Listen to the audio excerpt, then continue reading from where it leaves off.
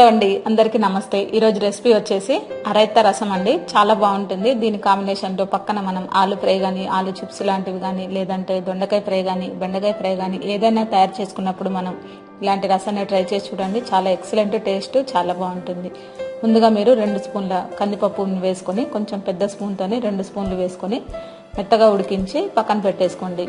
ఇప్పుడు మనం మిక్సీ జార్లో దీంట్లో మనం టమాటా ఒకటండి, కొంచెం పెద్ద సైజు టమాటాని తీసుకొని మీరు మిక్సీలో వేసేసుకోండి.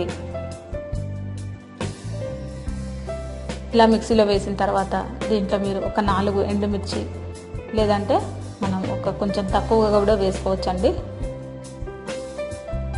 ఇలా వేసిన తర్వాత దీంట్లో ఒక 7-8 వెల్లుల్లిపాయలు కూడా దీంట్లోనే వేసేసుకోండి.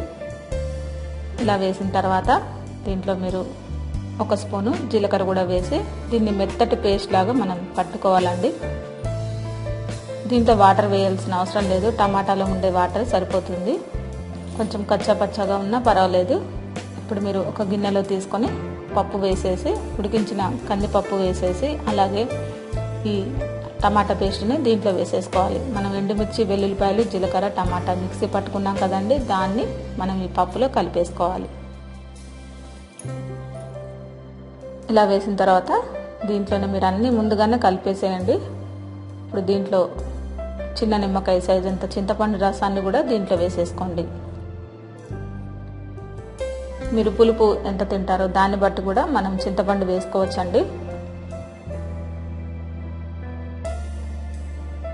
ఇలా వేసిన తర్వాత కొంచెం పల్చగా కొన్ని వాటర్ వేసేసుకోండి. 1/2 స్పూను కారం వేసుకోండి. మీకు ఎండుమిర్చి కారం సరిపోతుంది అనుకుంటే మీరు కారం వేయాల్సిన పని లేదండి. అలాగే దీంట్లో మీరు కొద్దిగా మిరియాల పొడి వేసేసుకోండి. ఇంగువ కూడా ఒక 1/2 స్పూన్ కంటే కొంచెం ఎక్కువగా వేసేసుకోవచ్చు. అలాగే కరివేపాకు, దీంట్లోనే ఉప్పు రుచికి సరిపడంత వేసుకోవాలి. ఇప్పుడు ఇవన్నీ దీంట్లోనే కలిపేసాం కదా, ఇప్పుడు మనం స్టవ్ మీద పెట్టి ఒక 15 నిమిషాల పాటు మనం మరిగించుకోవాలి. మరి కొంత వాటర్ వేసేసుకోండి. మనకి మరిగితే తక్కువ అవుతాయి కాబట్టి కొంచెం పల్చగా మనం రెడీ చేసుకుంటే సరిపోతుంది. దీంట్లోనే కొత్తిమీర ఒక కట్ట వేసేసుకోండి, చిన్నది.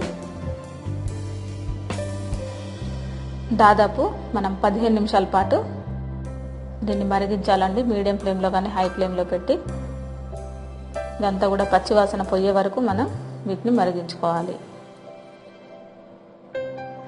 చాలా ఈజీ అండి.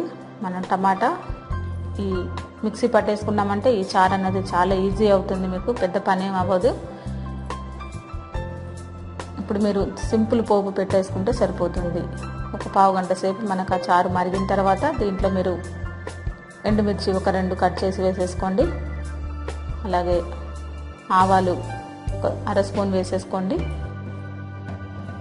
అలాగే జీలకర్ర కూడా దీంట్లో ఒక 1/2 స్పూన్ వేసుకుంటే మనకి పోపు సింపుల్ పోపు అండి. ఇలా వేసిన తర్వాత దీంట్లో మీరు ఈ చారుని కలిపేయడమే. చాలా ఈజీ అన్నమాట, త్వరగా అయిపోతుంది.